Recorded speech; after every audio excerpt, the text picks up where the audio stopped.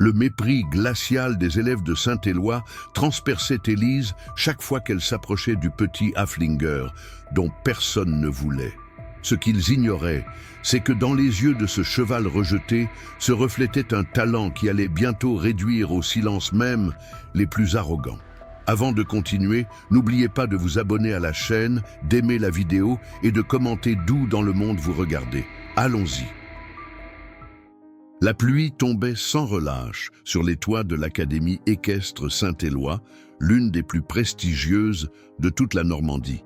Située à quelques kilomètres de Deauville, l'école était nichée au cœur d'un domaine de 40 hectares, avec des installations qui faisaient l'envie de tous les centres équestres de France. Ces écuries en pierre du XVIIIe siècle abritaient des chevaux de race, valant chacun une petite fortune.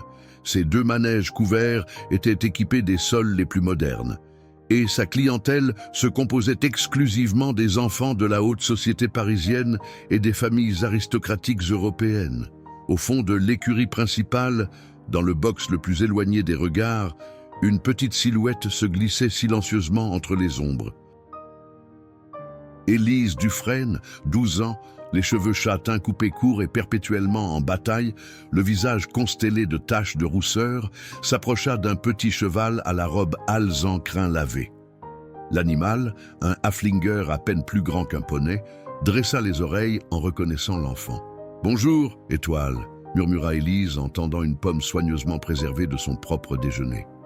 « Je t'ai apporté quelque chose. » Le petit cheval renifla la pomme avant de l'accepter délicatement, ses lèvres veloutées effleurant la paume de l'enfant. Élise sourit, un de ces rares sourires qui illuminaient son visage habituellement grave. Depuis la mort de ses parents dans un accident de voiture 2 ans plus tôt, ces instants de joie étaient devenus aussi précieux que rares. Élise. « Où es-tu encore passée ?» La voix sèche de Madame Bertrand, la directrice de l'académie, résonna dans les écuries. « Ces box ne vont pas se nettoyer tout seuls. » La petite fille soupira, caressant une dernière fois le chanfrein de Étoile. « Je dois y aller.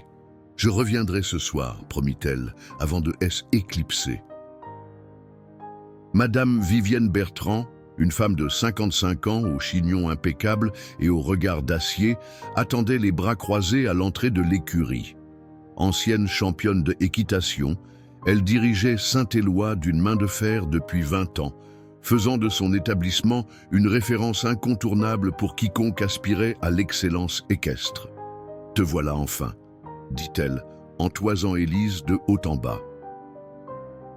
Combien de fois dois-je te rappeler que tu n'es pas ici pour flâner? Ta place est avec ce Haflinger inutile uniquement parce que j'ai eu la bonté de t'accueillir après le décès de tes parents. N'oublie jamais que je pourrais te renvoyer à l'orphelinat quand bon me semble. » Élise baissa les yeux, serrant les poings jusqu'à ce que ses ongles s'enfoncent dans ses paumes. « Oui, Madame Bertrand. »« Ah, pardon, Madame Bertrand. Maintenant, va aider Antoine à préparer les chevaux pour le cours de cet après-midi. Les Dupont et les Lefebvre arrivent dans 1 heure, et leurs enfants voudront monter Tempête et Diamant. » Tandis que Élise éloignait vers la sellerie, elle entendit les commentaires moqueurs de Léa Dupont et son groupe d'amis qui arrivèrent plus tôt que prévu.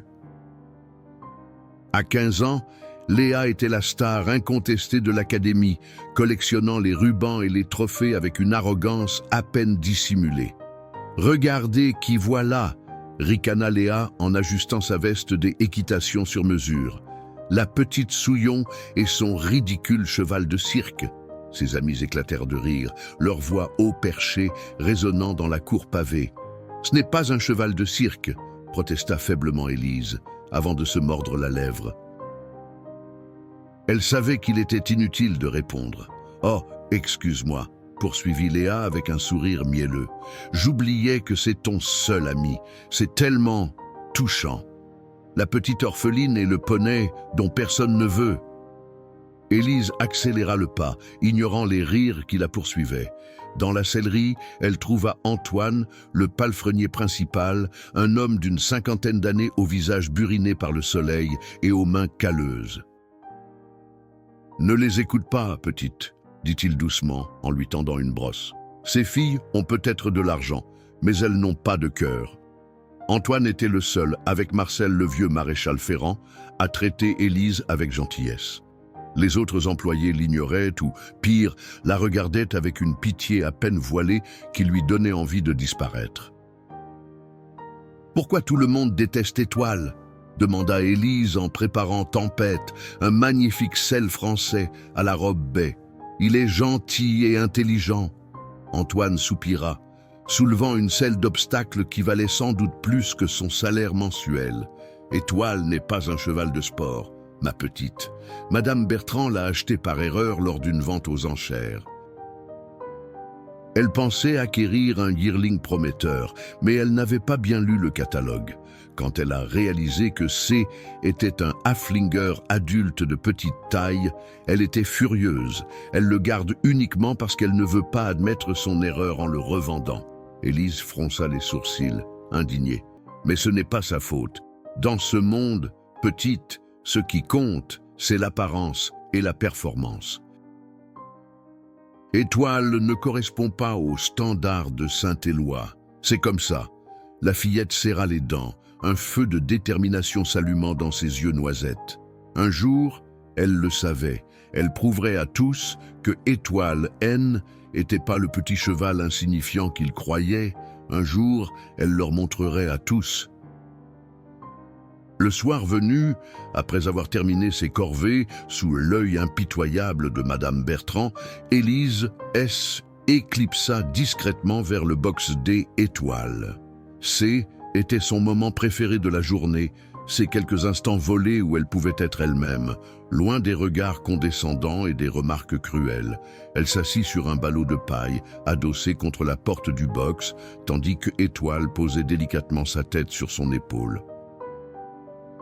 Le petit Haflinger semblait comprendre la solitude de l'enfant, comme si une douleur partagée les unissait dans un langage silencieux que personne d'autre ne pouvait saisir. « Tu sais, Étoile », murmura Élise en caressant son encolure dorée. « Avant, j'avais une chambre à moi, avec des livres et des jouets. Maman me lisait des histoires tous les soirs et papa me faisait tournoyer dans ses bras jusqu'à ce que je ris tellement fort que j'en avais mal au ventre. » Une larme solitaire roula sur sa joue. « Maintenant, je dors dans le petit cagibi à côté de la buanderie. Madame Bertrand dit que c'est déjà beaucoup de m'héberger gratuitement. » Étoile émit un doux hennissement, comme s'il comprenait chaque mot. Élise sourit tristement et sortit de sa poche un morceau de papier froissé qu'elle déplia avec précaution. C était une coupure de journal datant de 2 ans, montrant la photo d'une voiture accidentée sur une route de campagne.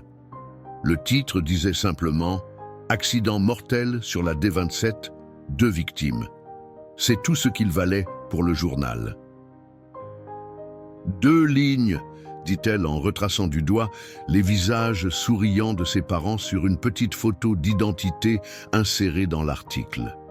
Mais pour moi, ils étaient tout l'univers. Le Haflinger souffla doucement, son souffle chaud réconfortant la petite fille dans la fraîcheur du soir. Élise rangea soigneusement l'article et se leva, décidée à accomplir ce qu'elle faisait chaque nuit quand tout le monde dormait. Elle prit une brosse et commença à penser méticuleusement Étoile, ses gestes précis et tendres, révélant une connaissance approfondie de l'anatomie équine. Un jour, chuchota-t-elle à l'oreille du cheval, « Un jour, je serai assez grande et je t'emmènerai loin d'ici. Nous aurons notre propre maison et personne ne nous traitera plus jamais comme si nous étions invisibles. » Tandis qu'elle brossait, Élise chantonnait doucement une berceuse que sa mère lui chantait autrefois. Sans s'en apercevoir, elle commença à imaginer des figures de dressage, guidant Étoile à travers des mouvements complexes qu'elle avait observés lors des entraînements des élèves privilégiés. Ce que Élise ignorait, c'est que Marcel, le vieux maréchal Ferrand, l'observait depuis l'entrée de l'écurie. Ses yeux perçants ne manquaient pas la précision avec laquelle la petite fille mimait les aides invisibles, ni la façon dont Étoile semblait répondre à ses murmures, comme s'ils partageaient une connexion télépathique. Marcel se souvenait d'une époque, 40 ans plus tôt, où lui-même avait été un cavalier prometteur, avant qu'une chute ne brise ses rêves, en même temps que sa jambe. Il reconnaissait le talent brut lorsqu'il le voyait, cette harmonie innée avec les chevaux qui ne s'apprenaient pas dans les manuels. Le lendemain matin, alors que Élise remplissait les abreuvoirs, un brouhaha inhabituel attira son attention. Plusieurs voitures de luxe se garaient dans la cour, et Madame Bertrand, vêtue de son tailleur le plus élégant, accueillait les visiteurs avec une déférence que Élise ne lui avait jamais vue. « Qu'est-ce qui se passe ?» demanda-t-elle à Antoine, qui passait avec une brouette pleine de fumier. « Le concours international de Saint-Cloud, » répondit-il sans s'arrêter. Madame Bertrand espère y qualifier plusieurs de ses élèves. Les sélectionneurs sont venus observer les candidats potentiels. Élise se figea. Le concours international de Saint-Cloud était l'événement équestre le plus prestigieux de France. Y participer, même dans les catégories juniors, assurait une reconnaissance immédiate dans le monde fermé de l'équitation de haut niveau. Curieuse, elle s'approcha discrètement du manège principal où Léa Dupont, juchée sur diamant, exécutait une reprise de dressage sous les yeux attentifs des juges. La jeune fille et son étalon formaient indéniablement un couple impressionnant, enchaînant avec aisance passages et pirouettes. « Excellent potentiel », commenta l'un des visiteurs, un homme élégant aux tempes grisonnantes. Mademoiselle Dupont a une assiette remarquable pour son âge. Madame Bertrand rayonnait de fierté, comme si le compliment lui était personnellement adressé.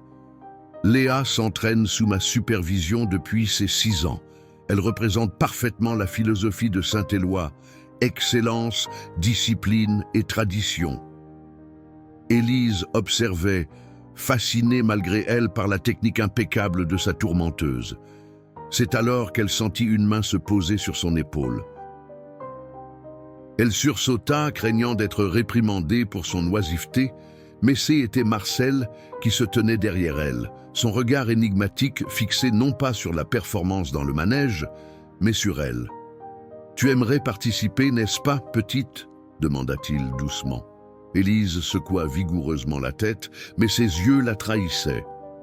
« Viens me voir ce soir à la forge », dit simplement Marcel avant de s'éloigner, laissant Élise intriguée et, pour la première fois depuis longtemps, habitée par une étincelle d'espoir qu'elle n'osait pas encore nommer. La forge de Marcel se trouvait à l'extrémité du domaine, dans un petit bâtiment en pierre dont la cheminée crachait perpétuellement une fumée âcre. Lorsque Élise s'y faufila après le dîner, le soleil déclinait à l'horizon, baignant les installations de Saint-Éloi d'une lumière dorée presque irréelle. Elle hésita un instant devant la porte entr'ouverte, intimidée par le bruit métallique du marteau frappant l'enclume. Puis, prenant son courage à 2 mains, elle frappa timidement. « Entre, petite, je t'attendais », lança Marcel sans même se retourner. L'intérieur de la forge était un monde à part, chaud, sombre et fascinant. Des fers à cheval de toute taille s'alignaient sur les murs, des outils étranges pendaient à des crochets, et l'odeur de métal chauffé se mêlait à celle du feu et du cuir. Marcel déposa son marteau et s'essuya les mains sur son tablier de cuir. Son visage buriné, encadré par une barbe poivre et sel, s'illumina d'un sourire qui adoucit momentanément ses traits austères. « Assieds-toi, dit-il en désignant un tabouret usé. Élise obéit, se demandant pourquoi le vieil homme l'avait convoqué. Marcel la dévisagea longuement, comme s'il cherchait quelque chose dans ses yeux. « Tu sais pourquoi je t'ai demandé de venir ?» finit-il par demander. Elle secoua la tête, perplexe. « Parce que je t'ai observé, Élise Dufresne. Je t'ai vu avec ce petit Haflinger que tout le monde méprise. Je t'ai vu lui parler, le toucher, le guider sans même t'en rendre compte. Il se leva et alla chercher quelque chose dans un vieux coffre en bois. Il en sortit un livre relié de cuir craquelé qu'il tendit à Élise. « Tu sais ce que c'est ?» Elle examina l'objet avec curiosité. Sur la couverture, une inscription en lettres d'or à moitié effacée disait « L. Équitation classique, principe et méthode ».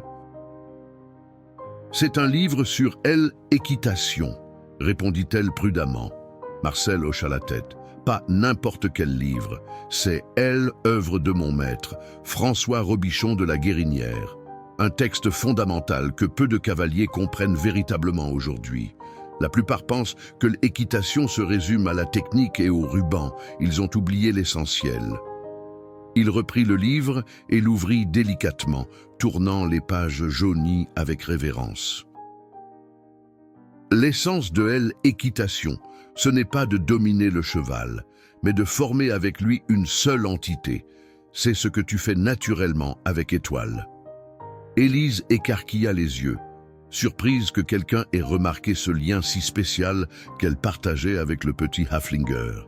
Madame Bertrand dit que Étoile est trop petit pour être un vrai cheval de sport, murmura-t-elle. Marcel émit un son moqueur. Madame Bertrand et ses préjugés. Sais-tu que les chevaux lipizans, stars de l'école espagnole de Vienne, ne sont guère plus grands qu'Étoile? Ce n'est pas la taille qui fait le talent, petite, c'est le cœur et l'intelligence. Et ton Étoile possède les deux en abondance. Il referma le livre et le tendit à Élise. « Je veux que tu le gardes, étudie-le, comprends-le.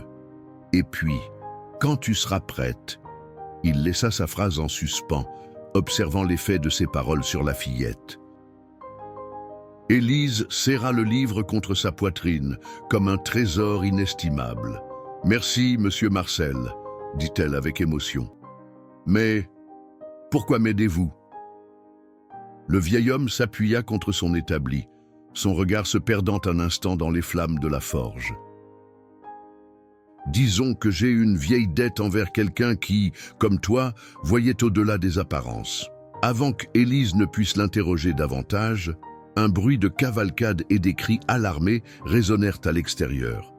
Marcel fronça les sourcils et se dirigea vers la porte, suivi par Élise. Dans la cour principale, était la confusion. Antoine et deux palefreniers tentèrent de maîtriser Tempête, l'étalon vedette de l'académie, qui se cabrait violemment, les naseaux dilatés par la panique. Madame Bertrand, livide, observait la scène en serrant les poings. « Que se passe-t-il » demanda Marcel en s'approchant. « C'est Tempête » répondit Antoine, essoufflé après avoir finalement réussi à calmer l'animal. Il boite sévèrement de l'antérieur droit. « Je crains une tendinite grave. » Madame Bertrand s'avança, le visage déformé par la colère et l'inquiétude. « C'est impossible. Pas maintenant.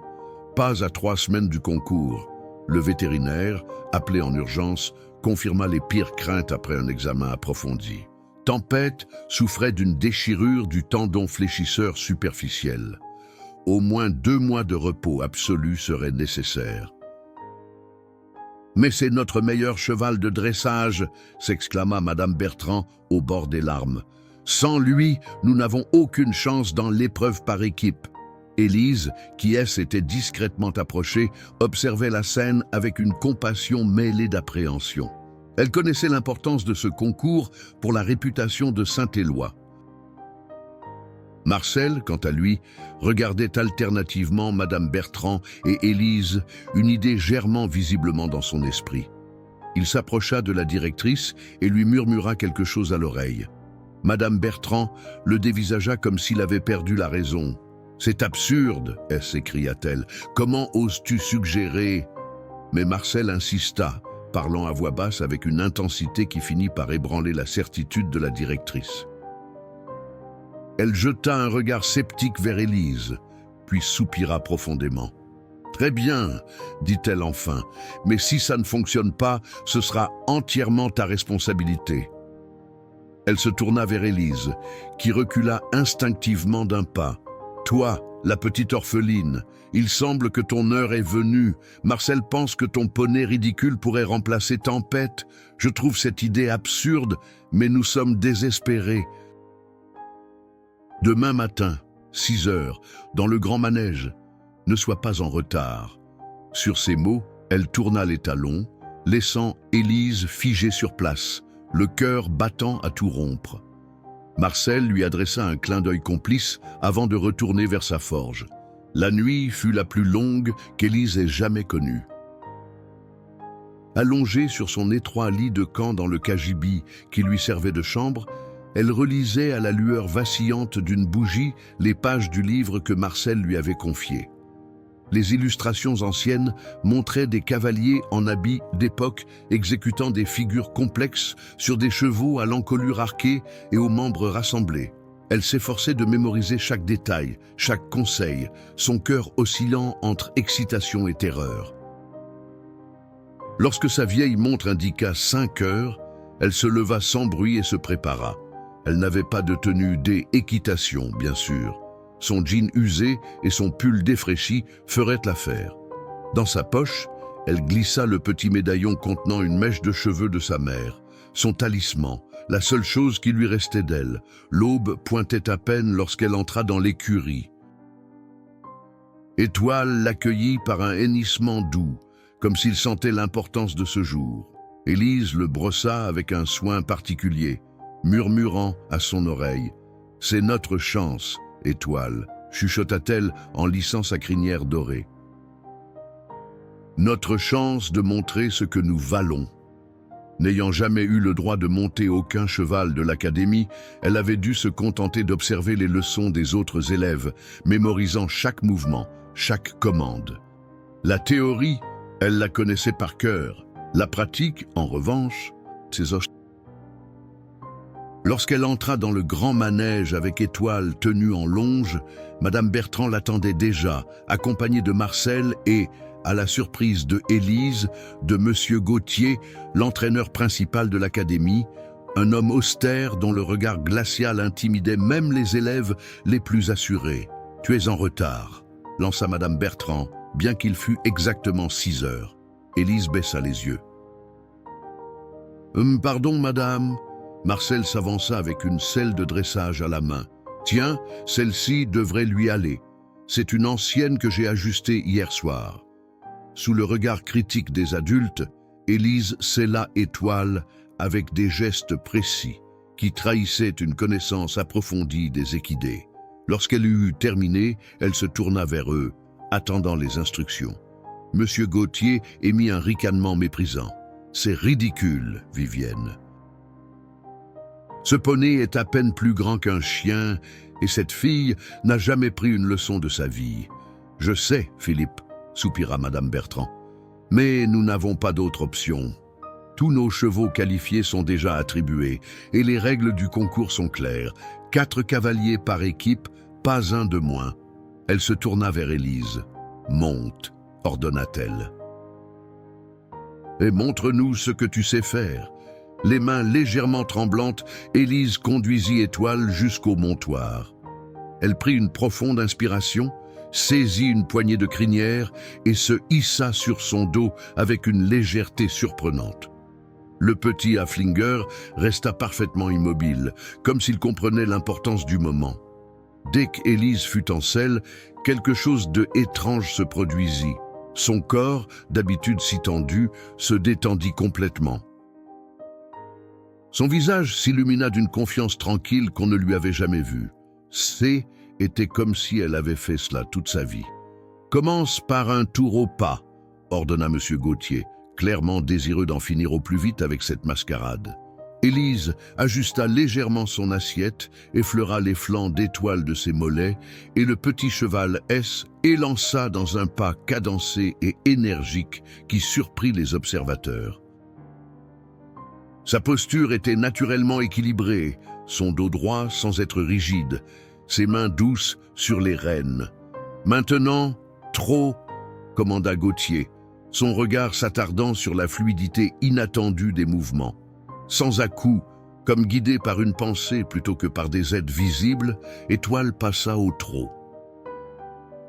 Ce n'était pas le trot allongé spectaculaire des grands chevaux de dressage, mais un mouvement parfaitement régulier, avec une légèreté et une élégance indéniables. Marcel souriait discrètement dans sa barbe. Madame Bertrand, quant à elle, plissait les yeux, comme si elle cherchait à percer un mystère. « Essaye un 8 de chiffres », proposa-t-elle, puis une diagonale au trot allongé. Élise s'exécuta, guidant Étoile à travers les figures, avec une précision qui démentait son inexpérience supposée. Le petit Haflinger répondait à la moindre de ses demandes, anticipant presque ses intentions. Après 20 minutes d'exercice de plus en plus complexe, M. Gauthier, dont le scepticisme initial avait laissé place à une curiosité professionnelle, demanda « As-tu déjà essayé le galop ?» Élise secoua la tête. « Jamais sur un cheval, monsieur, » admit-elle honnêtement. « Eh bien, essaie maintenant. » Départ au galop à main droite après le second poteau. Le cœur battant, Élise rassembla doucement Étoile, prépara son incurvation et, au moment précis, appliqua l'aide demandée. Le petit cheval S élança dans un galop parfaitement équilibré, aussi fluide qu'une danse. Élise, quant à elle, suivait le mouvement avec une harmonie stupéfiante, comme si elle et Étoile ne formaient qu'un seul être. Un silence stupéfait s'abattit sur le manège. « Impossible !» murmura Gauthier. « Elle n'a jamais pris de leçon ?»« Jamais !» confirma Madame Bertrand, les yeux rivés sur le couple improbable qui évoluait devant elle. « C'est ce qu'on appelle un don, Philippe, » dit doucement Marcel. « Ça ne s'apprend pas, ça ne s'achète pas, ça se reconnaît simplement. » À ce moment précis, la porte du manège s'ouvrit avec fracas. Léa Dupont et 3 autres élèves entrèrent, vêtus de leur tenue d'équitation impeccable, prêts pour leur leçon matinale. « Qu'est-ce que... » commença Léa, avant de s'interrompre, bouche bée, à la vue de Élise montant Étoile. Sentant les regards hostiles, Élise perdit momentanément sa concentration. Étoile, réagissant à sa tension soudaine, manqua une foulée de galop, trébucha légèrement avant de se reprendre. « Arrête !» ordonna Madame Bertrand. « Ça suffit pour aujourd'hui. » Élise ramena Étoile au pas et s'arrêta devant le petit groupe, le visage brûlant sous les regards incrédules des autres élèves. « Est-ce une blague ?» lança Léa, sa voix vibrant d'indignation. « Vous laissez cette souillon monter et sur ce ridicule poney ? Surveille ton langage, Léa !» intervint sèchement Monsieur Gauthier. Élise et Étoile pourraient bien faire partie de l'équipe pour le concours de Saint-Cloud. Un silence choqué accueillit cette déclaration, immédiatement suivie par une explosion de protestations indignées de la part des élèves. « C'est impossible.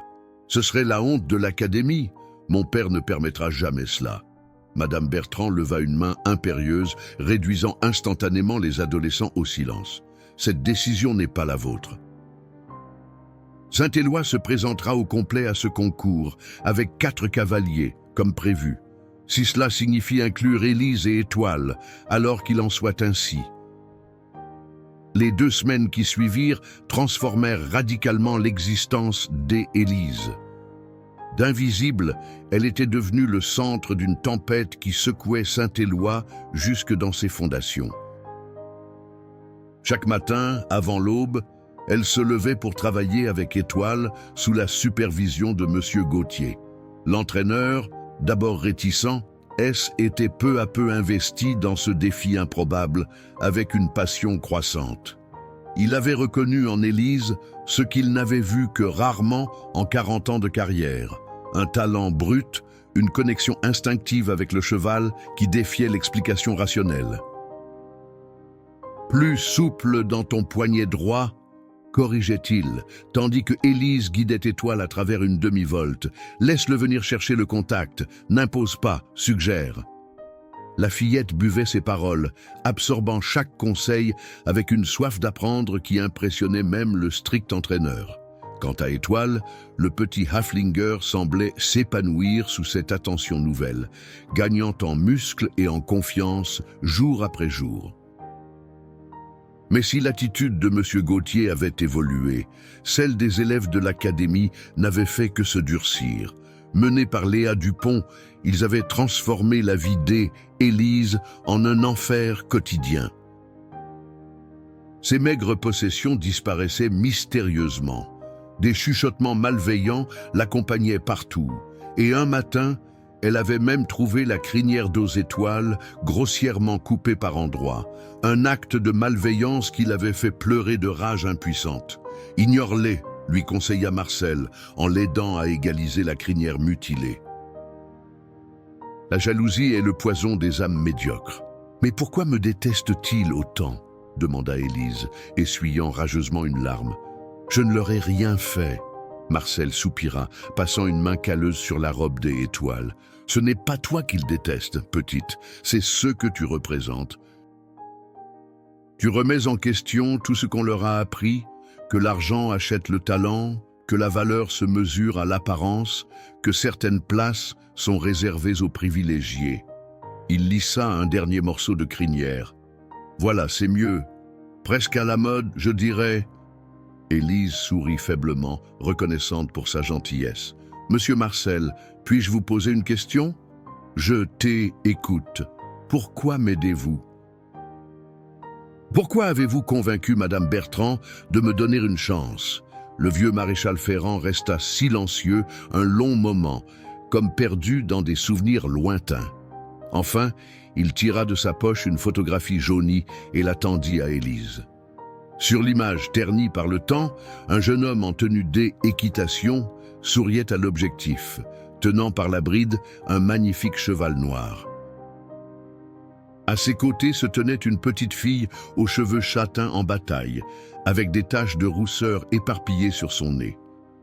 Elle ressemblait étrangement à « C'est ma mère ?» murmura Élise, stupéfaite. Marcel hocha la tête. « Héléna Dufresne. Elle avait 10 ans sur cette photo, et j'en avais 25. » Élise fixait l'image, abasourdie. « Vous connaissiez ma mère ? J'ai été son premier instructeur d'équitation, » confirma Marcel, une tendresse inhabituelle, adoucissant sa voix rauque. Elle avait le même don que toi, la même façon de comprendre les chevaux sans avoir besoin de mots. Mais comment ? Pourquoi n'avez-vous jamais rien dit ? Ta mère a choisi une vie différente. Elle a rencontré ton père, est devenue institutrice. Elle a délaissé les chevaux, mais jamais complètement. Il reprit doucement la photographie. Quand j'ai appris l'accident, j'ai demandé à Vivienne, Madame Bertrand, de te prendre ici.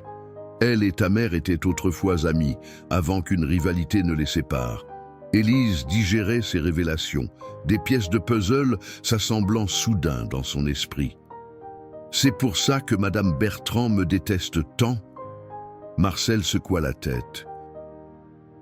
Elle ne te déteste pas.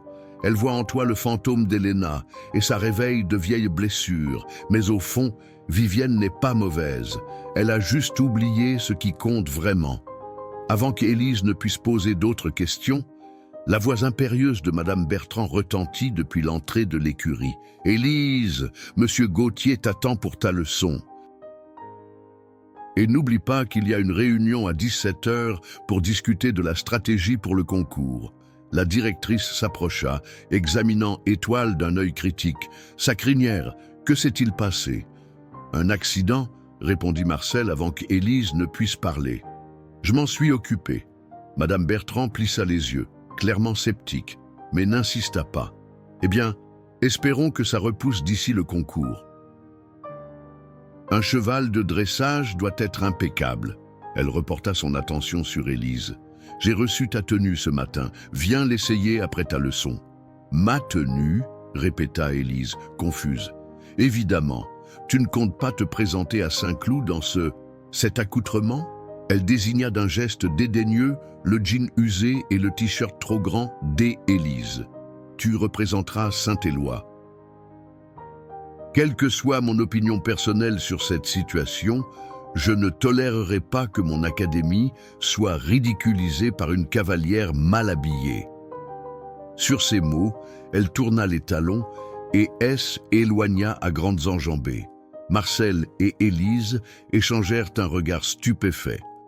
« Eh bien, murmura le maréchal Ferrand avec un sourire énigmatique, il semble que les miracles existent encore. » La réunion de stratégie se tint dans le bureau de Madame Bertrand, une pièce austère, aux murs couverts de photos encadrées, retraçant sa glorieuse carrière équestre. Élise, intimidée, se tint en retrait tandis que les 3 autres membres de l'équipe, Léa Dupont, Thomas Mercier et Charlotte Vaillant, prenaient place dans les fauteuils confortables. Monsieur Gauthier déroula un plan du parcours de Saint-Cloud. « Voici comment nous allons procéder, » annonça-t-il. « Thomas ouvrira avec elle épreuve de saut d'obstacle. Charlotte enchaînera avec le cross. Léa fera la reprise de dressage individuel. » Il se tourna vers Élise. « Et Élise participera à l'épreuve de dressage par équipe. » Léa ne put contenir son indignation. « C'est ridicule, c'est elle épreuve la plus technique, elle va nous faire perdre tous nos points. » « Au contraire, » intervint Monsieur Gauthier d'un ton sec. Après avoir observé ses progrès ces 2 dernières semaines, je suis convaincu qu'Élise et Étoile peuvent obtenir un score respectable. Leurs figures de base sont remarquablement précises. Mais c'est un poney, protesta Charlotte. Les juges vont rire avant même qu'ils n'entrent dans l'arène. Les juges noteront la technique, la précision et l'harmonie, coupa Madame Bertrand d'un ton qui n'admettait aucune réplique. Et à ces 3 critères, étonnamment, notre petite orpheline s'en sort mieux que prévu. Elle se tourna vers Élise, la fixant d'un regard pénétrant. Mais soyons clairs, si tu nous fais honte, si tu ridiculises cette académie, tu le regretteras. Est-ce bien compris ? La veille du concours, une agitation fébrile, était emparée de Saint-Éloi. Les camions de transport étaient alignés dans la cour, les palefreniers couraient en tous sens. Les derniers préparatifs s'achevaient dans une tension palpable.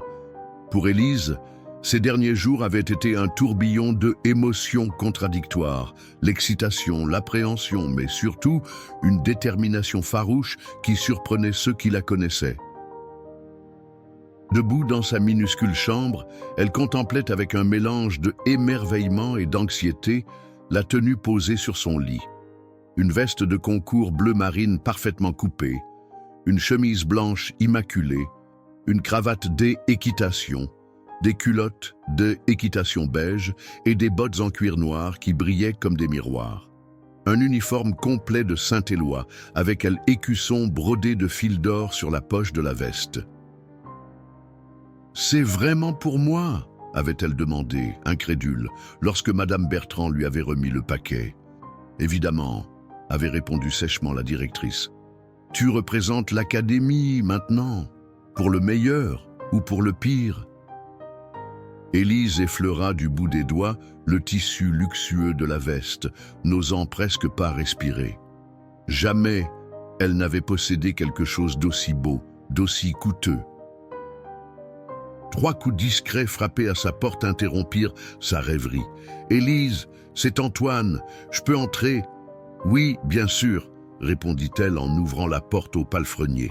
Antoine entra, tenant à la main un petit paquet enveloppé dans du papier kraft. « Je voulais te donner ceci avant demain, ce n'est pas grand-chose, mais... » Il lui tendit maladroitement le paquet. Intriguée, Élise défit l'emballage et découvrit une étrille en corne de cerf, magnifiquement ouvragée, visiblement ancienne mais parfaitement entretenue. « Oh, Antoine, c'est était à ma grand-mère, » expliqua-t-il. Une légère rougeur colorant ses joues tannées par le soleil. Elle disait que ça porte chance. Je me suis dit que... Enfin, que tu pourrais en avoir besoin demain. Émue, Élise serra l'objet contre son cœur. « Merci, murmura-t-elle, ça compte beaucoup pour moi. » Antoine hocha la tête, visiblement embarrassé par cette effusion de sentiments. « Tu sais, dit-il en baissant la voix, tout le personnel est derrière toi. Marcel, Maria, moi, même le vieux François qui ne parle jamais à personne. On est tous fiers de ce que tu as accompli. Les yeux d'Élise s'embuèrent. Elle n'avait pas réalisé à quel point le soutien silencieux de l'équipe de Saint-Éloi lui était précieux. « Je ferai de mon mieux », promit-elle, « pour vous tous. » Antoine lui tapota maladroitement l'épaule. « Tâche de dormir un peu cette nuit. Demain sera une longue journée. » Après son départ, Élise rangea précieusement l'étrille dans son sac de pansage, puis ouvrit le livre de la guérinière que Marcel lui avait donné. Elle relut une dernière fois les passages qu'elle avait marqués, les principes fondamentaux qu'elle avait mémorisés. Ses lèvres bougeaient silencieusement, tandis qu'elle récitait mentalement les mouvements de sa reprise de dressage. Un bruit de pas précipité dans le couloir la fit sursauter. La porte de sa chambre s'ouvrit brusquement sur Charlotte Vaillant, le visage décomposé. Madame Bertrand te demande immédiatement dans l'écurie, halta-t-elle. C'est Étoile. Le cœur d'Élise manqua un battement. Elle se précipita hors de la chambre, courant à perdre haleine vers les écuries. Les pires scénarios défilaient dans son esprit. Étoile blessée, malade, peut-être même. Elle trouva Madame Bertrand, Monsieur Gauthier et Marcel regroupés devant le box de Étoile. Le petit Haflinger était debout, apparemment en bonne santé, mais quelque chose n'allait pas. Même de loin, Élise pouvait voir qu'il tenait sa tête bizarrement penchée. « Que se passe-t-il » demanda-t-elle, la voix étranglée par l'angoisse. Marcel se tourna vers elle, le visage grave. Quelqu'un a saboté son licol. Les coutures ont été partiellement tranchées et quand il a tiré dessus, la bride s'est déchirée. En se débattant, il s'est cogné contre la porte du box. Élise se précipita vers Étoile, examinant avec horreur la marque rougeâtre qui se formait sur le côté droit de sa tête, juste au-dessus de l'œil. « Est-ce qu'il est » commença-t-elle, incapable de finir sa phrase. « Le vétérinaire est en route », répondit Madame Bertrand, dont le visage habituellement impassible trahissait une colère contenue. « Mais à première vue, c'est superficiel. » Une contusion, peut-être une légère commotion. « Qui a fait ça ?» demanda Élise, sa voix se brisant sur la dernière syllabe. Un silence pesant s'abattit sur le groupe. Ce fut Monsieur Gauthier qui répondit enfin, son ton inhabituellement doux. « Nous l'ignorons, mais je promets que nous trouverons le coupable. » Élise s'agenouilla dans la paille, prenant doucement la tête d'Étoile entre ses mains. Le petit cheval souffla doucement, son regard confiant fixé sur elle, malgré la douleur évidente qu'il ressentait. « Il ne pourra pas concourir demain », déclara le vétérinaire 1 heure plus tard, après un examen approfondi. « La blessure n'est pas grave, mais il a besoin de repos. Le stress d'une compétition pourrait aggraver son état. » Madame Bertrand accueillit la nouvelle avec un calme surprenant. « Je comprends. » « Merci, docteur Moreau. » Lorsque le vétérinaire fut parti, un silence funèbre s'abattit sur l'écurie. C était fini. Tous ses efforts, tous ses espoirs, anéantis par un acte de malveillance délibéré. « Je suppose que cela règle la question, » dit finalement Madame Bertrand. « Nous participerons avec 3 cavaliers seulement. Nous perdrons des points, mais c'est préférable à ne pas se présenter du tout. » « Non ?» Tous les regards se tournèrent vers Marcel, qui n'avait pas prononcé un mot depuis l'arrivée du vétérinaire. « Que voulez-vous dire ? Non ?» demanda Madame Bertrand, irritée. « Il y a une autre solution, » répondit calmement le maréchal Ferrand.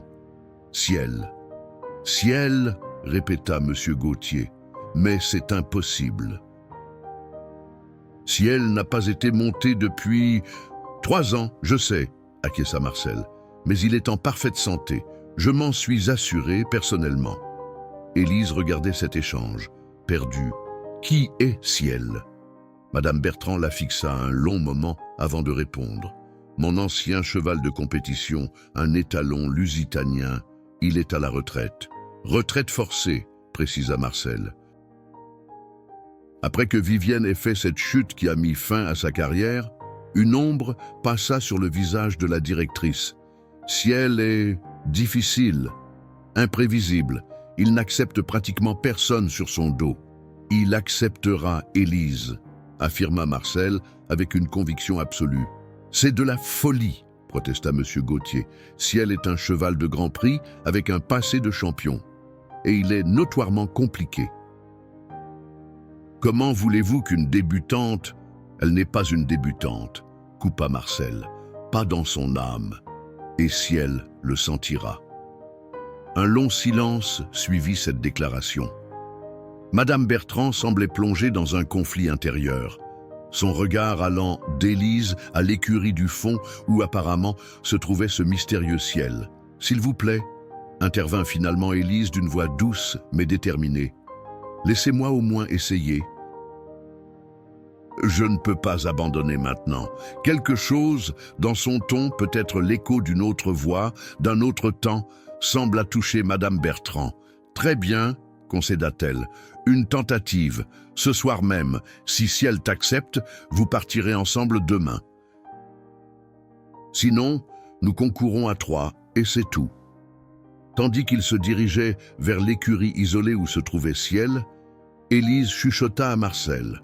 « Pensez-vous vraiment que ce cheval m'acceptera » Le vieil homme lui sourit énigmatiquement. « Ciel appartenait autrefois à ta mère, avant qu'elle ne le vende à Vivienne. Les chevaux n'oublient jamais, petite. » Jamais, elle, écurie isolée, se dressait à l'extrémité du domaine, presque dissimulée derrière un rideau de peupliers. Contrairement aux installations modernes de Saint-Éloi, ce bâtiment semblait figé dans le temps, ses pierres grises témoignant de décennies d'histoire équestre. Madame Bertrand déverrouilla elle-même la lourde porte en bois, révélant un intérieur plongé dans la pénombre. « Attendez ici », ordonna-t-elle avant de disparaître à l'intérieur. Élise sentit la main rassurante de Marcel se poser sur son épaule. « N'aie pas peur », murmura-t-il. « Rappelle-toi que les chevaux ressentent nos émotions. » Une lumière s'alluma à l'intérieur, projetant des ombres allongées sur le sol pavé. Puis, Madame Bertrand réapparut, tenant par la longe un cheval qui fit suffoquer Élise par sa pure magnificence. Ciel était un étalon lusitanien d'un gris si clair qu'il paraissait presque blanc sous la lumière du crépuscule. Sa crinière, ondulée et abondante, cascadait le long de son encolure puissante. Il avançait avec une grâce aristocratique, chaque mouvement parfaitement mesuré, comme s'il était conscient de sa propre noblesse. « Mon Dieu !» souffla M. Gauthier. Daï n'a pas changé. Le regard de Ciel, d'un bleu presque surnaturel, se posa sur le petit groupe. Ses naseaux frémirent, captant les odeurs, analysant ses intrus dans son domaine privé. Lorsque ses yeux rencontrèrent ceux de Élise, la fillette sentit un frisson lui parcourir l'échine, non pas de peur, mais de reconnaissance profonde. « Approche lentement », conseilla Madame Bertrand, sa voix inhabituellement douce. « Laisse-le venir à toi. » Élise fit un pas en avant, puis un autre, son regard rivé à celui du majestueux étalon. Ciel tendit son encolure, ses oreilles pointées vers l'avant avec curiosité. Il huma l'air, captant l'odeur de la fillette. « Bonjour, Ciel, » murmura Élise. « Je m'appelle Élise. » À la surprise générale, elle l'étalon abaissa légèrement sa tête, comme pour saluer l'enfant. Puis, d'un mouvement fluide, il s'avança vers elle, réduisant la distance qui les séparait. « C'est extraordinaire », chuchota M. Gauthier. « Il ne laisse habituellement personne l'approcher. » Élise tendit lentement la main, paume vers le haut. Ciel l'effleura de ses naseaux de velours, son souffle chaud caressant la peau de l'enfant. Puis, dans un geste d'une confiance stupéfiante, il posa doucement sa tête contre la poitrine de Élise. Marcel sourit dans sa barbe. « Il la reconnaît, » dit-il simplement. « Comment est-ce possible ?» demanda Madame Bertrand, stupéfaite. « Il ne l'a jamais vue auparavant. »« Il connaissait sa mère, » répondit le maréchal Ferrand. Et Élise lui ressemble tellement, pas seulement physiquement, mais dans son essence même. Élise, inconsciente de cet échange, caressait doucement l'encolure puissante de Ciel, murmurant des mots que lui seul pouvait entendre.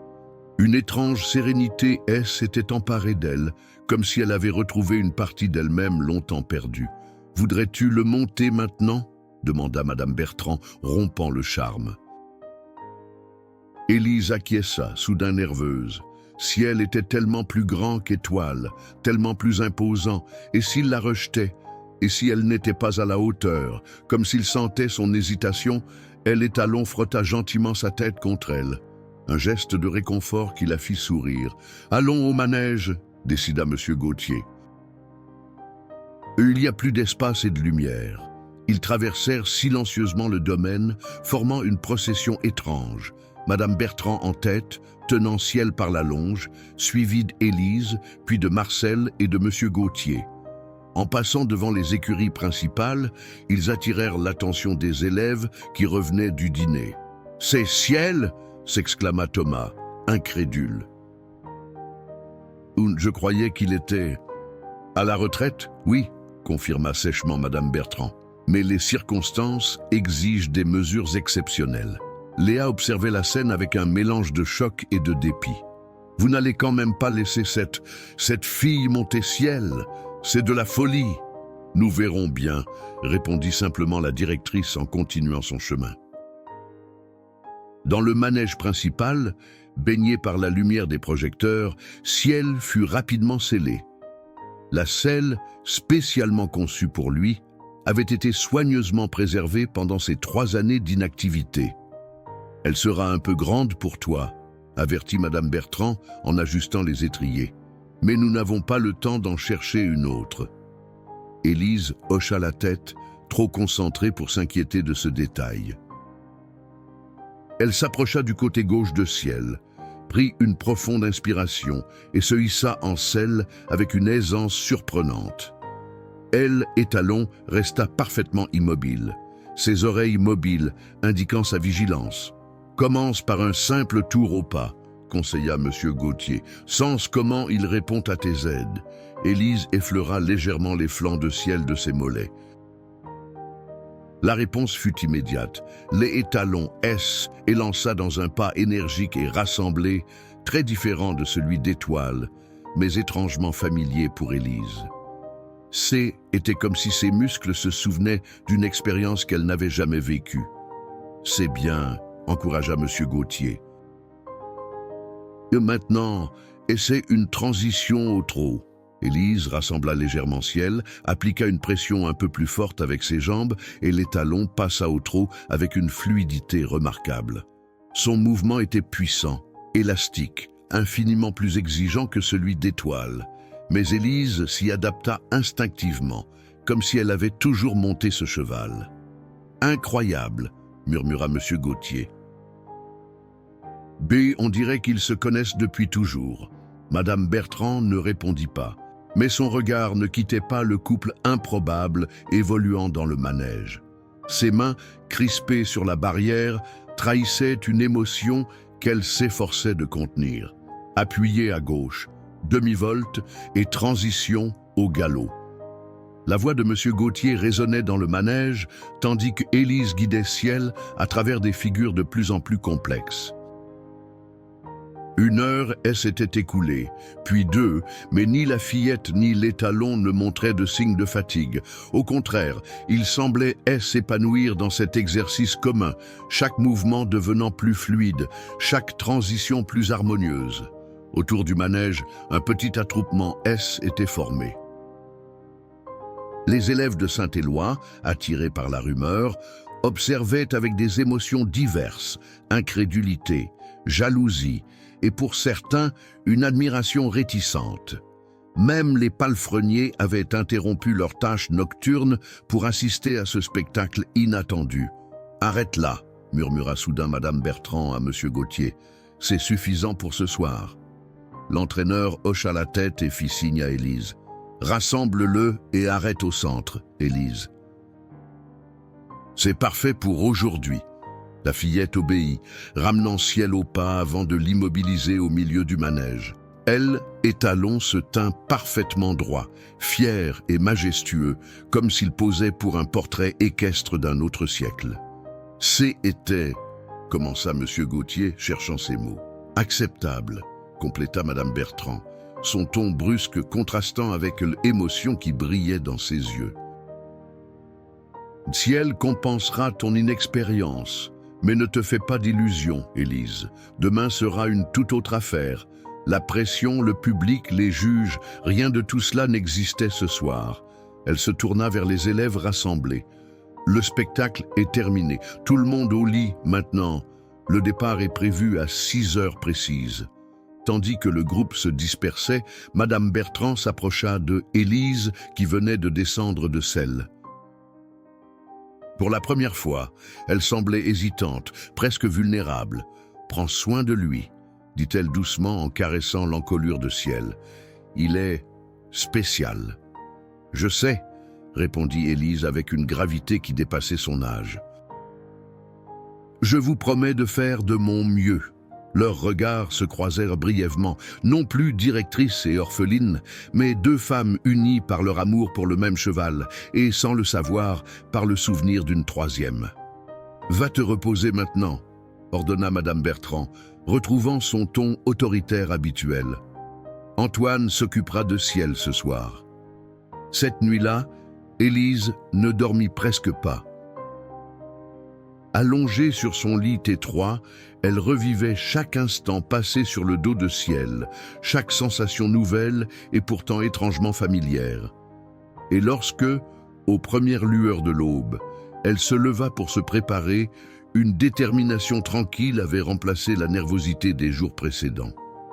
Le domaine de Saint-Cloud, situé aux portes de Paris, était l'un des sites équestres les plus prestigieux de France.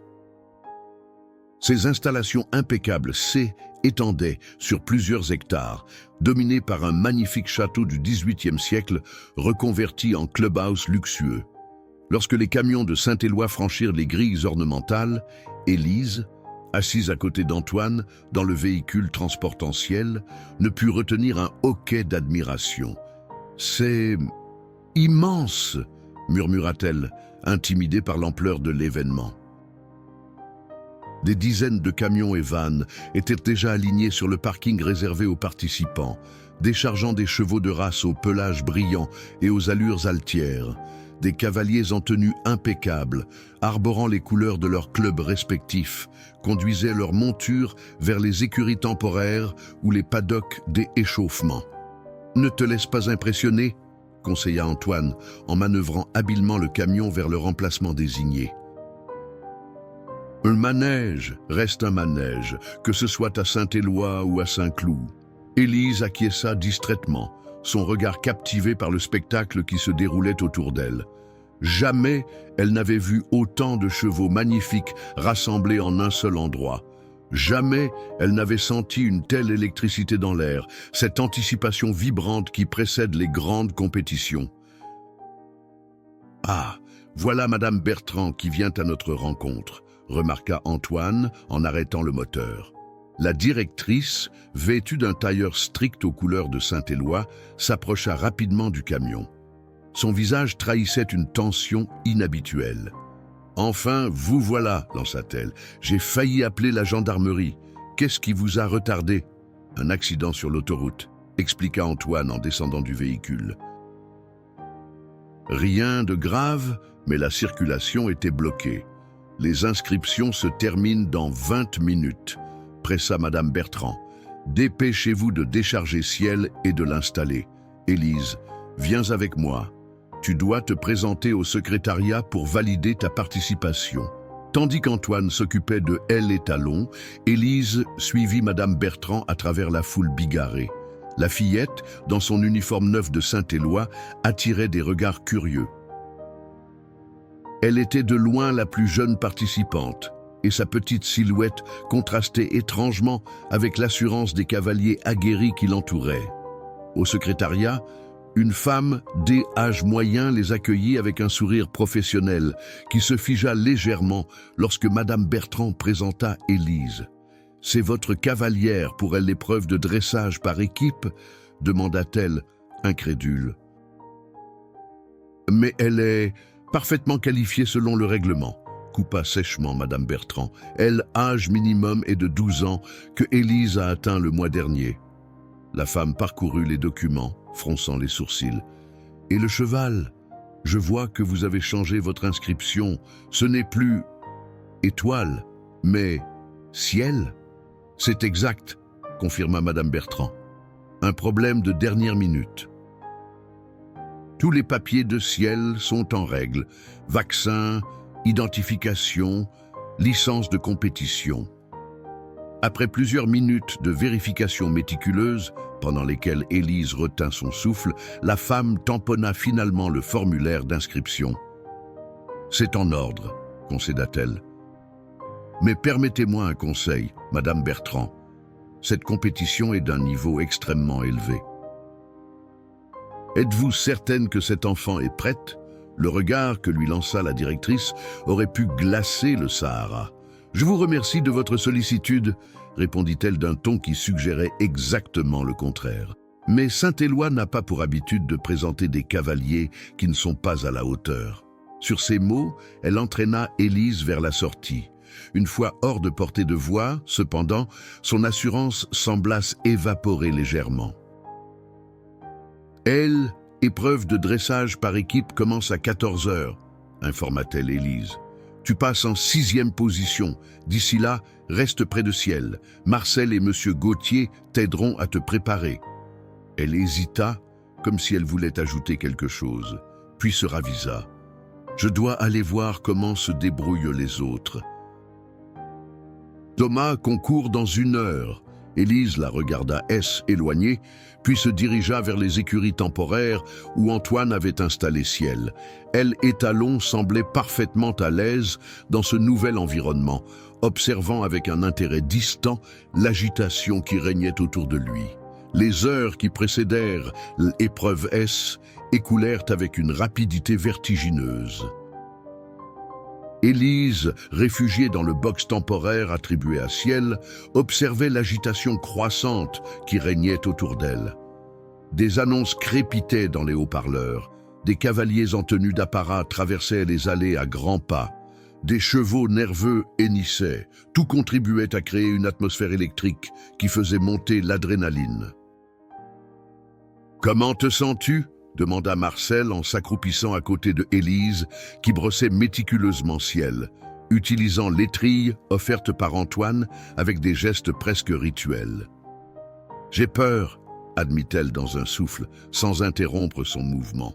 « Pas pour moi, pour Ciel, pour Madame Bertrand, pour vous tous, si j'y échoue. » Marcel posa une main calleuse sur la sienne, l'arrêtant en plein geste. Écoute-moi bien, petite. Quoi qu'il arrive aujourd'hui, tu n'échoueras pas, parce que tu as déjà accompli quelque chose d'extraordinaire. Tu as rappelé à tous ces gens ce que signifie vraiment, l'équitation. Mais les juges, le score. Les juges noteront la technique, bien sûr, mais ce qu'ils recherchent vraiment, c'est cette magie qui se produit quand un cavalier et son cheval deviennent un seul être. Cette harmonie que ni l'argent, ni les années d'entraînement ne peuvent garantir. Il sourit, ses yeux ridés, brillant d'une certitude tranquille.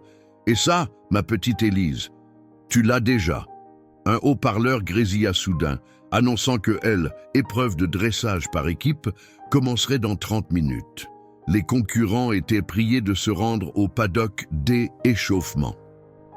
Élise sentit son cœur s'accélérer. Marcel se redressa, grimaçant légèrement à cause de ses vieux genoux. « Je vais chercher Monsieur Gauthier. Il t'aidera à sceller Ciel. » Restée seule, Élise s'approcha de l'étalon qui l'observait de son regard intelligent. Elle posa son front contre le chanfrein de Ciel, sentant la chaleur rassurante de sa peau veloutée. « Tu connais déjà tout ça, n'est-ce pas ?» murmura-t-elle. « Les concours, les juges, l'arène... » Tu as vécu tout cela avec ma mère, puis avec Madame Bertrand. Moi, je suis nouvelle dans ce monde. Alors guide-moi, d'accord? Montre-moi le chemin. » Comme en réponse, Ciel souffla doucement, son souffle chaud caressant les joues de Élise. Monsieur Gauthier arriva, portant la magnifique selle de dressage spécialement conçue pour Ciel. Ses traits habituellement sévères étaient adoucis en une expression presque paternelle. Prête, Élise? Je crois, oui. L'entraîneur hocha la tête, puis commença à sceller les talons avec des gestes précis que Élise suivit attentivement. Une fois ciel préparé, M. Gauthier ajusta la veste d'Élise, redressa sa cravate et épousseta une poussière imaginaire sur son épaule. « N'oublie pas, dit-il en la regardant droit dans les yeux, reste centré sur ciel, pas sur les juges, pas sur le public, pas sur les autres concurrents. Juste ciel et toi, comme hier soir dans notre manège. » Élise hocha la tête, la gorge trop serrée pour parler. « Et maintenant, allons montrer à tous ces gens ce qu'une vraie connexion avec un cheval signifie. » conclut-il en lui tendant les rênes. Le paddock des échauffements était une ruche bourdonnante où s'entrecroisaient des chevaux et des cavaliers venant des clubs les plus prestigieux d'Europe. Des noms que Élise avait seulement entendus dans les conversations des élèves de Saint-Éloi, Cadre Noir de Saumur, École Royale des Équitations de Gérèse, Académie viennoise, étaient soudain incarnés par des cavaliers en chair et en os qui évoluaient autour d'elle. « Tiens, voilà la fillette sur ciel !» entendit-elle murmurer. « C'est vraiment ciel de Saint-Éloi, je croyais qu'il était à la retraite. » Qu'est-ce que Vivienne Bertrand pense faire? C'est de la folie de mettre une enfant sur un étalon de ce calibre. J'ai entendu dire que C était une orpheline qu'elle a recueillie par charité, probablement pour la publicité. Élise feignit de ne pas entendre, concentrant toute son attention sur ciel pendant le réchauffement. Elle et l'étalon semblaient particulièrement réceptifs aujourd'hui, répondant à la moindre pression de ses jambes, à la plus légère inflexion de ses mains. Soudain, Madame Bertrand apparut à l'entrée du paddock, son visage inhabituellement pâle. Elle fit signe à Élise de s'approcher. « Les autres ont terminé leurs épreuves », annonça-t-elle. « Thomas a fait une bonne performance en saut. Charlotte était acceptable en crosse. Léa, elle s'interrompit, puis reprit d'une voix tendue.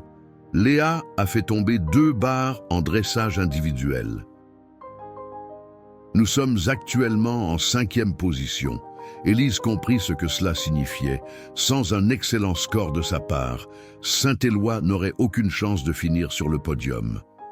Concurrent numéro 6, Élise Dufresne sur ciel, représentant l'Académie Saint-Éloi, annonça le haut-parleur. « Prière de vous présenter à l'entrée de l'arène. C'est ton tour, dit simplement Madame Bertrand. » Elle hésita, puis ajouta dans un murmure presque inaudible « Ta mère serait fière ». Avant qu'Élise ne puisse réagir à ces paroles inattendues, M. Gauthier lui fit signe d'avancer. Le moment était venu. L'arène de dressage de Saint-Cloud était un vaste rectangle parfaitement nivelé, entouré de gradins où se pressaient des centaines de spectateurs. Le sable immaculé semblait scintiller sous le soleil de l'après-midi. Les lettres réglementaires marquant le parcours se détachaient nettement sur le blanc des barrières. Au centre, une table couverte d'une nappe brodée accueillait les 3 juges qui allaient décider du destin d'Élise. Concurrent numéro 6, Élise Dufresne sur ciel, représentant l'Académie Saint-Éloi, annonça une voix dans les haut-parleurs. Un murmure parcourut l'assistance lorsqu'Élise et Ciel entrèrent dans l'arène. La fillette en uniforme impeccable, juchée sur le majestueux étalon lusitanien, formait un tableau à la fois incongru et étrangement émouvant. Elle sentit des centaines de regards peser sur elle, entendit les chuchotements qui s'amplifiaient en un bourdonnement confus. « Mais c'est une enfant! Est-ce vraiment Ciel de Saint-Éloi? Que fait Vivienne Bertrand ?» Élise prit une profonde inspiration, se rappelant les paroles de M. Gauthier. Pas les juges, pas le public, juste Ciel et elle. Elle se pencha légèrement en avant, murmurant à l'oreille de l'étalon. « Ensemble, d'accord? Comme avec maman. » Elle salua les juges d'un léger hochement de tête, puis commença sa reprise. Dès la première foulée, quelque chose de magique se produisit. Le brouhaha du public s'estompa, les regards scrutateurs des juges s'effacèrent, il ne restait plus que Élise et Ciel, unis dans une danse silencieuse qui transcendait l'ordinaire. Les figures s'enchaînèrent avec une fluidité parfaite, pas espagnole, appuyée, pirouette. Elle et Talon semblaient voler au-dessus du sol, ses mouvements d'une légèreté aérienne contrastant avec sa puissante musculature. Élise, quant à elle, était presque invisible sur son dos, non pas par absence, mais par fusion totale.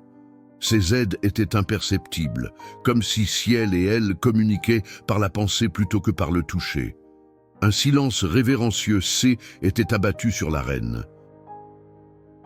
Même les juges, pourtant habitués au plus haut niveau de compétition, avaient abandonné leurs expressions impassibles pour suivre, fascinés, évolution de ce couple improbable. Ce N était plus une enfant montant un cheval, mais l'incarnation même de ce que l'équitation avait de plus pur, de plus essentiel. Dans les gradins, Madame Bertrand se tenait rigide, ses mains crispées sur la rambarde. À ses côtés, Marcel observait la scène avec un sourire paisible, comme s'il assistait à l'accomplissement d'une prophétie longtemps attendue. « C'est Helena, tout craché », murmura-t-il, assez bas pour que seule Madame Bertrand puisse l'entendre. La directrice ne répondit pas, mais une unique larme glissa le long de sa joue austère avant d'être promptement essuyée. Pour le mouvement final de sa reprise, Élise guida Ciel dans un piafé parfait au centre exact de l'arène.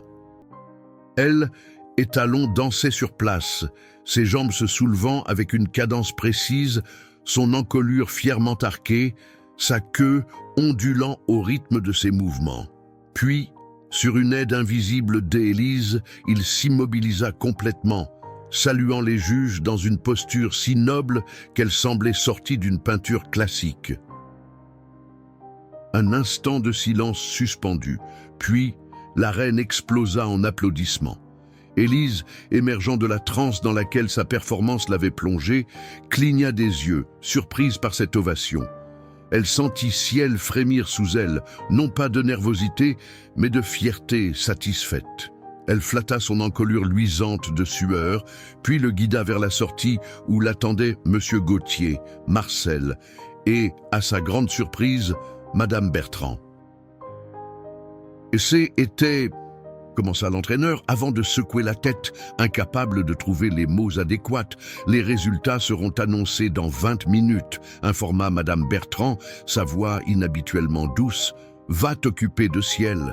Il mérite tous les soins après une telle performance. » Élise acquiesça, descendant de selle avec des jambes légèrement flageolantes. L'adrénaline retombait, laissant place à une fatigue mêlée d'euphorie. Elle conduisit Ciel vers les écuries, consciente des regards admiratifs qui les suivaient, des murmures respectueux qui s'élevaient sur leur passage. « Tu as été merveilleux !» chuchota-t-elle à l'étalon en le décelant avec des gestes tendres. « Tu m'as fait voler !» Ciel, comme s'il comprenait chaque mot, frotta doucement sa tête contre elle, son regard bleu étonnamment expressif. Antoine apparut, portant un seau d'eau fraîche et une brosse. « Toute l'équipe technique de Saint-Éloi a regardé ta reprise sur elle écran géant, annonça-t-il, rayonnant. Maria pleurait. François a même souri. Tu sais à quel point c'est rare. Il s'interrompit, observant avec attention le visage d'Élise. Tu réalises ce que tu viens d'accomplir, n'est-ce pas? La fillette secoua la tête, encore étourdie par l'expérience. Tu as rappelé à tous ces gens pourquoi ils aiment les chevaux en premier lieu, expliqua Antoine. Pas pour les rubans, pas pour le prestige, mais pour cette connexion qui fait de deux êtres une seule âme. Avant qu'Élise ne puisse répondre, un mouvement attira son attention. Léa Dupont se tenait à l'entrée du box, son habituelle expression hautaine remplacée par quelque chose qui ressemblait presque à du respect. « Comment t'as-tu fait ?» demanda-t-elle simplement. « Fais quoi ?» répondit Élise, décontenancée. « Monter comme ça, comme si tu étais une avec lui. » Élise réfléchit un instant, caressant distraitement l'encolure de Ciel. Je ne sais pas vraiment l'expliquer, admit-elle. C'est comme si j'avais toujours su comment faire au fond de moi. Comme si je me souvenais plutôt que j'apprenais. Léa hocha lentement la tête, puis fit un geste qui stupéfia Élise. Elle tendit la main et caressa respectueusement Ciel. « Il est extraordinaire », murmura-t-elle. « Et tu l'es aussi. » Sur ces mots, elle tourna les talons et disparut aussi brusquement qu'elle était venue, laissant Élise abasourdie par ce changement d'attitude. L'annonce des résultats se fit sur la grande place centrale du domaine, devant le château historique. Les équipes S étaient rassemblées, leurs couleurs formant une mosaïque vivante au pied du podium. Élise, ayant confié Ciel aux bons soins d'Antoine, avait rejoint ses coéquipiers de Saint-Éloi, sentant sur elle leur regard mêlant incrédulité et nouveau respect. Et maintenant, les résultats de la compétition par équipe, annonça le maître de cérémonie. En troisième position, avec un total de 84,7 points. Élise retint son souffle, ses mains moites, serrées l'une contre l'autre. L'Académie royale de Gérèse. Des applaudissements nourris saluèrent l'équipe espagnole qui monta sur la troisième marche du podium. Élise sentit son cœur s'accélérer. Il est en deuxième position, avec un score remarquable de 87,2 points. Une pause dramatique qui sembla durer une éternité. Le cadre noir de Saumur, elle, équipe française, s'avança sous les vivas de la foule. Il ne restait plus que la première place. Élise sentit une main se poser sur son épaule, celle de Madame Bertrand, dont le visage demeurait impassible malgré la tension palpable. Et enfin, en première position, avec un score exceptionnel de 89,5 points, dont une note parfaite de 10 pour leur dernière représentante dans l'épreuve de dressage. Élise n'entendait plus que les battements assourdissants de son propre cœur. L'Académie Saint-Éloi, le monde explosa en couleurs et en sons. Des cris de joie retentirent autour d'elle. Thomas et Charlotte la soulevèrent de terre dans leur enthousiasme. Même Léa souriait, un vrai sourire qui atteignait ses yeux pour la première fois. Tandis qu'il montait sur la plus haute marche du podium, Élise croisa le regard de Marcel qui se tenait en retrait, ses yeux brillants de fierté. Il forma silencieusement les mots « Ta mère voit cela ». La cérémonie de remise des prix passa comme dans un rêve, la médaille d'or passait autour de son cou, les félicitations du président du jury, les photographes immortalisant ce moment improbable où une orpheline de 12 ans avait contribué à mener son académie à la victoire. Ce soir-là, de retour à Saint-Éloi, Élise S. éclipsa discrètement des célébrations pour se rendre aux écuries. Ciel l'accueillit par un hennissement doux, comme s'il l'attendait. « Nous avons gagné », murmura-t-elle en posant son front contre celui de l'étalon. « Grâce à toi. » « Grâce à vous deux », corrigea une voix derrière elle. Madame Bertrand se tenait dans l'encadrement de la porte, son habituelle rigidité adoucie par l'éclairage tamisé des écuries. « Je te dois des excuses, Élise », dit-elle en s'approchant lentement. « Je n'ai pas été juste avec toi. » La fillette resta silencieuse, trop surprise pour répondre. « Ta mère et moi, » poursuivit Madame Bertrand, cherchant visiblement ses mots, nous étions amies autrefois, puis rivales.